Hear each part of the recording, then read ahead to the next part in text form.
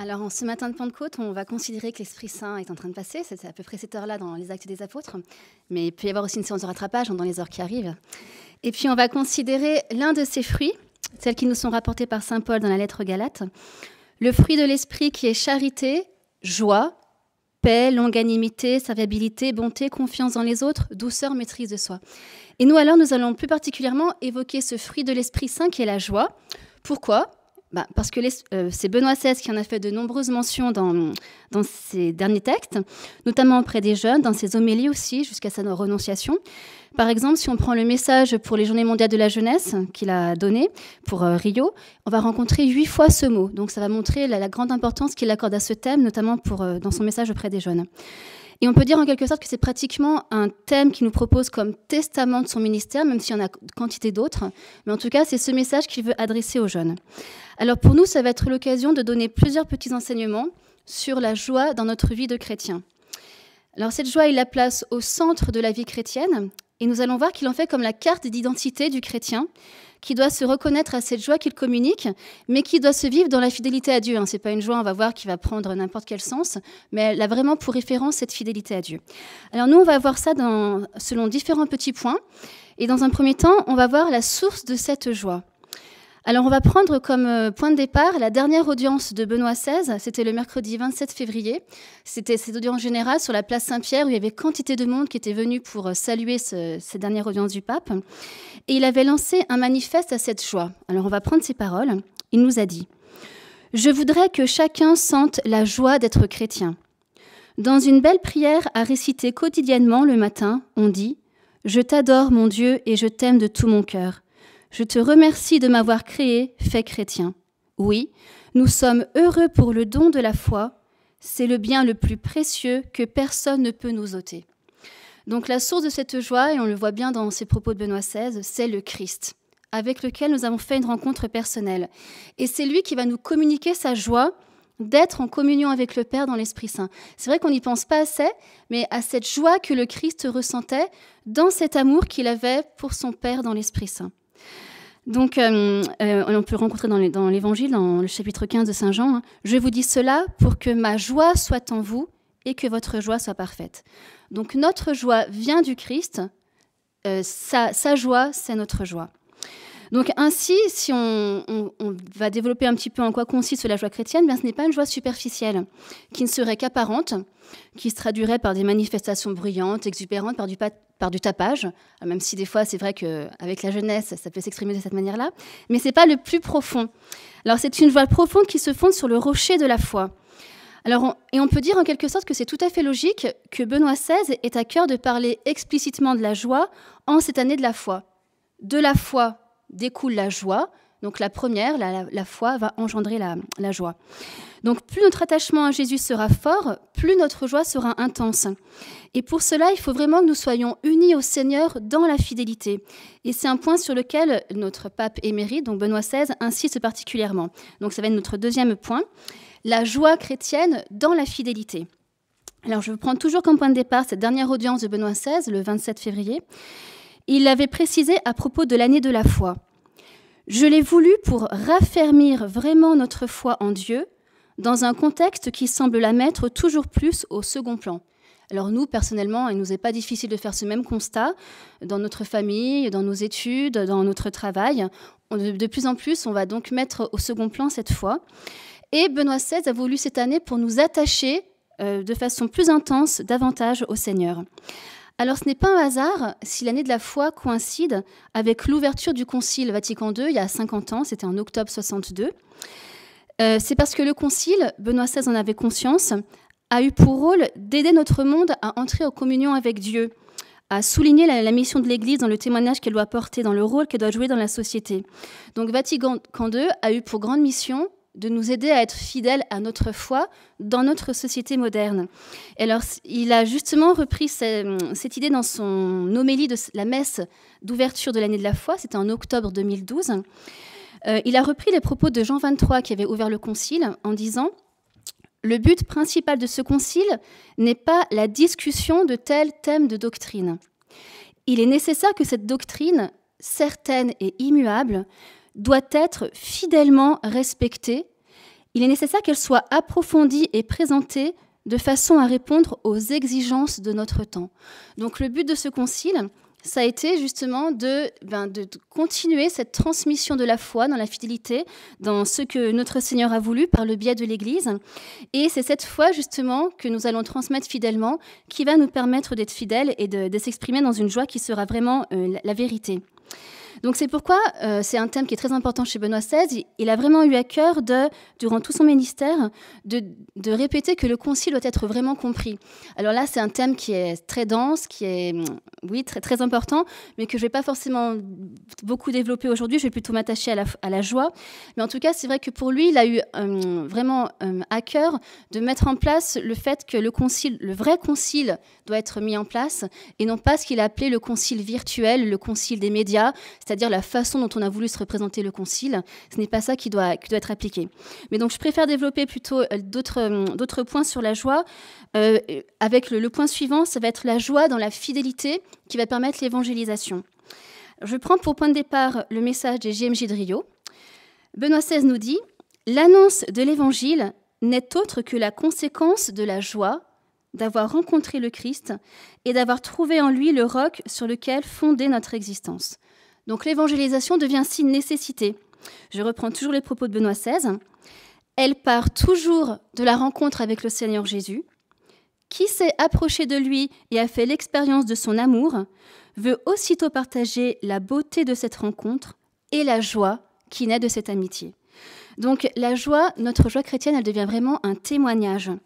Et on peut reprendre un parallèle avec ce qu'on disait des premières communautés chrétiennes. On retrouve ça dans le Nouveau Testament. On disait « voyez comme ils s'aiment ». Eh bien, on pourrait dire un petit peu la même chose pour nous. Si notre joie était vraiment un moyen d'évangélisation, voyez comme ils sont joyeux. Mais pas comme pour se dire un simple constat, mais pour se dire « tiens, qu'est-ce qui pourrait être la cause de leur joie ?» et de se rendre compte que c'est la foi en Jésus. Alors, cette joie de communiquer la rencontre du Christ, elle ne doit pas se limiter à quelques personnes que nous connaissons, un entourage trop proche et très réduit. Benoît XVI, dans son message, souligne qu'on doit avoir pour cela un cœur beaucoup plus large, un cœur aux dimensions du monde. Il fait référence ainsi au thème des JMJ, aller de toutes les nations faites des disciples. Alors, il nous dit que ces nations auxquelles nous sommes envoyés sont non seulement tous les pays du monde, mais aussi les lieux où nous vivons, nos familles. Donc, ne pas hésiter à être joyeux avec nos plus proches. Nos quartiers, nos lieux d'études ou de travail, nos cercles d'amis, nos lieux de loisirs. L'annonce joyeuse de l'Évangile vise tous ces espaces où nous vivons sans aucune limite. Donc vraiment, ce témoignage de la joie que nous sommes invités à donner et que nous sommes invités aussi, par exemple, à donner en début de semaine quand nous allons retrouver nos lieux d'études, nos lieux de travail, voilà, tous nos proches. Alors, pour bien comprendre l'importance de ce témoignage de la joie, Benoît XVI va utiliser une image. Communiquer la joie de la rencontre avec le Christ, voilà un cadeau magnifique que vous pourriez faire à ceux qui vous accueillent. C'est tout simple, ça ne coûte pas cher, on va dire, mais ça peut peut-être nous coûter cher des fois de vraiment donner ce témoignage de la joie. Mais c'est de manière toute simple qu'on va pouvoir évangéliser et communiquer cette rencontre personnelle qu'on a fait avec le Christ. Et ça rejoint un petit peu ce que disait aussi Benoît XVI dans son message pour les JMJ, qui ne donne pas Dieu, donne trop peu. Donc si on ne donne pas complètement cette joie de la foi, on n'est pas tout à fait fidèle justement à cette évangélisation, à ce témoignage. Alors je passe ensuite à un autre point, mais que je ne vais pas non plus développer suffisamment. C'est le thème de cette joie avec certains qui sont amenés à en témoigner plus particulièrement. Si tout baptisé a le devoir d'évangéliser, donc d'évangéliser aussi par la joie, Benoît XVI, dans son message pour les JMJ, dit aussi que certains sont invités à en témoigner de manière plus conséquente. C'est ceux qui sont appelés à porter un témoignage chrétien, les prêtres et les consacrés. Alors nous, aussi, nous avons le devoir de porter cette joie au monde. Et le pape dit dans son message « Je désire ici encourager les jeunes qui se sentent appelés par Dieu à s'engager dans ces vocations avec enthousiasme. » Et il rapporte les paroles dans les Actes des Apôtres « Il y a plus de bonheur à donner qu'à recevoir. » Donc cette joie, elle est communicative. C'est la joie de celui qui a rencontré le Christ qui la donne aux autres. Et donc nous aussi, en tant que Domini, on espère qu'on a ce témoignage de la joie à donner. Un autre point que développe Benoît XVI, c'est la joie au milieu des persécutions. Je ne vais pas trop le développer parce qu'il a été évoqué un petit peu par frère Joseph, déjà avec le relativisme, par frère Xavier aussi. Mais le pape est réaliste. Il le sait parce que c'est le Seigneur qui nous l'a dit, que les persécutions font partie de l'annonce de l'Évangile. S'ils m'ont persécuté, ils vous persécuteront aussi. Mais cela ne doit pas enlever notre joie, et ça fait partie de ces nombreux paradoxes de la foi chrétienne. On a le paradoxe de la vie qui jaillit de la mort, le paradoxe de la lumière qui jaillit des ténèbres. Et bien là aussi, on a le paradoxe de la joie qui jaillit de ce qui pourrait être la persécution, de ce qui va être l'opposition. Donc on peut être d'autant plus joyeux qu'on est persécuté pour le Christ, c'est la 8e béatitude. Réjouissez-vous, soyez dans l'allégresse, car votre récompense sera grande dans les cieux. Donc ne pas oublier de donner ce témoignage.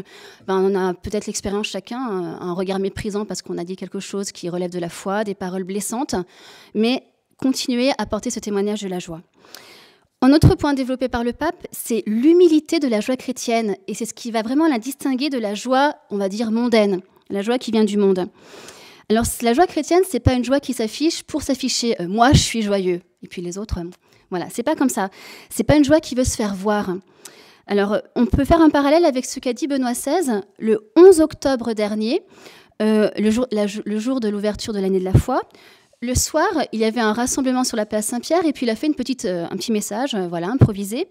Et il nous a dit « Nous portons la joie dans notre cœur, mais je dirais qu'il s'agit d'une joie sans doute plus sobre, d'une joie humble. » Alors, il faisait référence ainsi à ce qui s'était passé 50 ans plus tôt avec l'ouverture du concile. Il y avait eu aussi un rassemblement sur la place Saint-Pierre.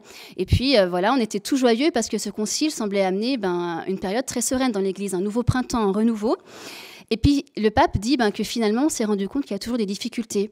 Il y a des tempêtes, il y a toujours de l'ivraie dans le champ de l'Église, de la mauvaise herbe. Alors, notre joie, elle est devenue plus humble. Elle est capable de voir qu'il y a des difficultés. Et finalement, ce qu'il dit pour l'Église vaut aussi pour notre vie quotidienne. Notre joie doit se caractériser par une certaine humilité qui lui permet d'être en communion avec ceux qui souffrent. Et puis aussi, on en fait l'expérience de façon personnelle. On peut être joyeux sans forcément avoir toujours un sourire jusqu'aux oreilles, parce qu'on rencontre des difficultés. On est confronté à la maladie, on est confronté aux difficultés de nos proches, et on est confronté aussi à ceux qui souffrent autour de nous, donc une compassion. Mais au plus profond de notre âme, il faut qu'il y ait cette joie d'appartenir au Christ, de tout vivre en communion avec lui, même les épreuves. Et là, on peut prendre l'exemple de Marthe Robin, la joie et la croix au milieu de la souffrance.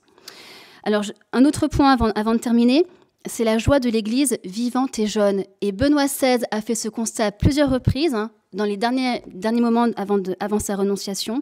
Il l'a exprimé plusieurs fois, de voir que sa joie de voir que l'Église est un corps vivant, une communion de frères et de sœurs. Alors, il a dit dans sa dernière homélie, par exemple, « Expérimenter l'Église de cette façon et pouvoir presque toucher de la main la force de sa vérité, de son amour, est un motif de joie en un temps où beaucoup parlent de son déclin. » Bien, un moyen de dire que l'Église est vivante, qu'elle est présente, c'est d'en témoigner par la joie autour de nous. Et je donne un message qu'il disait dans son message pour les JMJ, une phrase qu'il adresse aux jeunes, c'est un bon compliment qu'il fait aux jeunes, donc il vous fait aussi à vous. « L'Église vous fait confiance et vous remercie profondément pour la joie et le dynamisme que vous lui apportez.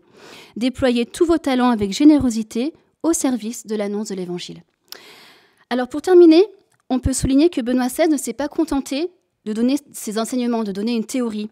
Il les a vécus et les a mis en application. Alors on a pu noter qu'il exprimait sa joie de voir l'Église vivante et jeune. Il a aussi parlé des moments de joie et de lumière de son pontificat. Mais pour illustrer cette joie, je voudrais évoquer une image de Benoît XVI. Alors on pourrait en prendre une multitude, et peut-être que vous en avez vous-même en tête, des moments où on l'a vu par exemple joyeux au milieu des jeunes. Alors pour ceux qui étaient à Madrid, c'est peut-être la soirée d'adoration, au milieu de la tempête, il y avait quand même ce pape serein avec son sourire au milieu des jeunes. Mais pour ma part, ce qui m'a particulièrement touchée, c'était son visage à la fin de la messe du mercredi des Cendres, au mois de février dernier, là, le 13 février. Et c'est un moment particulier parce que c'était 2 jours après avoir annoncé au monde sa renonciation. Donc c'était un moment d'une grande tension. Et à la fin de la messe, son secrétaire d'État, le cardinal Berton, s'est adressé à lui pour le remercier pour son pontificat, pour l'exemple lumineux de fidélité qu'il avait donné.